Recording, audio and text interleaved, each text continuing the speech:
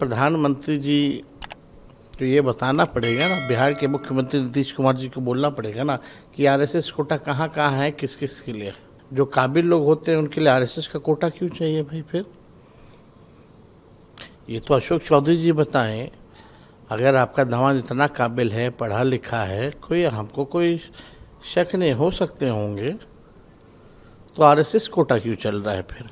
अब देखिए, मांझी जी के दामाद हैं ही, रामविलास पासवान जी के दामाद हैं, आप देखिएगा अशोक चौधरी जी के दामाद हैं, और अशोक चौधरी जी तो अलग ही है, वो तो कहते हैं आरएसएस कोटा भी है।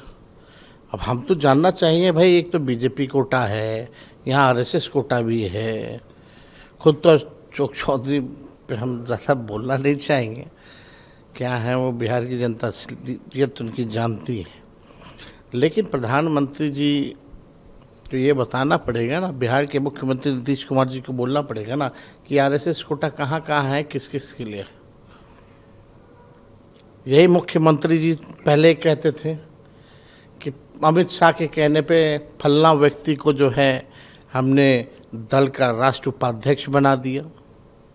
अशोक चौधरी कहते हैं कि आयोग में आरएसएस कोटा चलता है। हम सब बिहार के लोग जानते हैं कि आरएसएस कोटा पे बिहार में नई पार्टियां भी बनाई जा रही हैं। बिहार के लोग जानते हैं, पहचानते हैं आरएसएस कोटा वाला लोग को, बीजेपी की बी टीम को। आरएसएस कोटे से जो नई नई पार्टियों का जन्म हुआ है, किस कारण हुआ है, लोग जानते हैं। और यही नहीं, बिहार चुनाव के बाद नवंबर तक ये जितनी पार्टियां, नई नई पार्टियां जो हैं, जो घूम रही हैं, वो कहीं नजर आने वाली नहीं है। आप उनके दामाद पे सवाल कर रहे हैं चौधरी जी के, लेकिन उनका कहना है कि हमारा दामाद जो है बहुत पढ़ा लिखा है, ऐसे लोगों को जाना चाहिए। तो सवाल ये भी उठता है कि वही पढ़े लिखे हैं।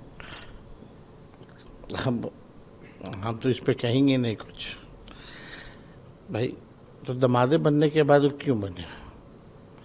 सरकार तो नीतीश जी की 20 साल से है, दामाद बनने से पहले ही बन जाते हैं।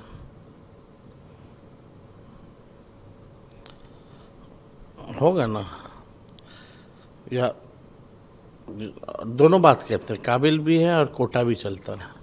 जो काबिल लोग होते हैं उनके लिए आरएसएस का कोटा क्यों चाहिए भाई? फिर ये तो अशोक चौधरी जी बताएं। अगर आपका दामाद इतना काबिल है, पढ़ा लिखा है, हमको कोई शक नहीं, हो सकते होंगे, तो आरएसएस कोटा क्यों चल रहा है फिर? एलएलबी भी अगर की है तो हमको तो कभी वकालत करते हुए लोग नजर नहीं आए।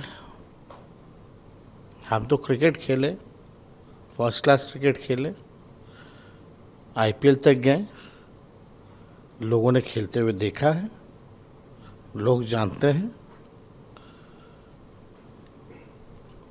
उनका कहना है कि आज जब आपके बारे में सवाल किया गया तो चौधरी का कहना है कि आरजेडी जो है पर 25 सीटों पर सिमट जाएगी। कैसे देख रहे हैं इसको? देखिए, वो बेचारे मेरी माँ की कृपा से पहली बार मंत्री बने थे, फिर कांग्रेस पार्टी में गए, कांग्रेस पार्टी में ही थे, उनके पिताजी कांग्रेस पार्टी में थे, माँ के कैबिनेट में ही माँ की कृपा से, कांग्रेस पार्टी की कृपा से वो मंत्री बने। अब जहाँ भी जाएं, कहीं भी जाएं, खुद जेडीयू कोटे से हैं, बेटी एलजेपी कोटे से हैं, दामाद आरएसएस कोटे से हैं, खुद बीजेपी के गठबंधन की सरकार में हैं। ऐसे लोगों का कोई क्रेडिबिलिटी नहीं होता। जिस थाली में खाते हैं उसी में लोग छेद करते हैं, और इसीलिए लोग नीतीश जी को अचेत अवस्था में देख करके इन लोगों को लग रहा है कि इन लोगों को ईश्वरीय वरदान मिल गया है, जितना मलाई और रेवड़ी पार्टी में बांटना है बांटो, लेकिन निशांत को नहीं आने देना है। अपना बाल बच्चा सेट करेंगे अशोक चौधरी जी, एमपी बना देंगे। और ये तो दुर्भाग्य की बात है ना, कुणाल किशोर इतने बड़े नाम थे, तो उनके दामाद को एक आयोग का मामूली सा सदस्य बनाया गया। और बेटी को एमपी बना दिया गया। यानी दामाद साहब बेटी का पर्स लेकर के घूमेंगे। लेकिन एक सवाल ये भी उठता है कि वो लोग आप पे भी आरोप लगा रहे हैं। अरे हम लोग पे तो अभी से लग रहा है लगातार। तो 2005 में क्या मुद्दा था, यही मुद्दा था। 2010 में क्या मुद्दा था, यही मुद्दा था। 2015 में क्या मुद्दा था, यही मुद्दा था उनके लिए। 2020 में क्या मुद्दा था, यही मुद्दा था।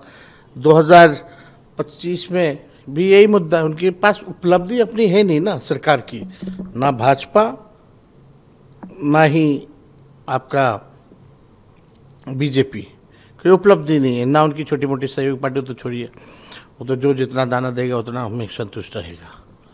लेकिन आप ही बताओ, प्रधानमंत्री जी अगर परिवारवाद के खिलाफ अगर बोलते हैं, ये लोग हमारे परिवार को गाली देता है, तो प्रधानमंत्री जी के जो बीजेपी कोटे के जो डिप्टी सीएम बिहार में हैं,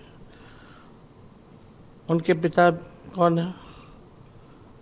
उनकी माता जी चुनाव लड़ी, उनके भाई जदयू कोटा में हैं, खुद बीजेपी कोटा से हैं। पिताजी भी हर पार्टी में रह लिए, बेटा भी हर पार्टी में रह लिया। माँ भी चुनाव लड़ी, कहाँ से लड़ी, कौन लड़ाया?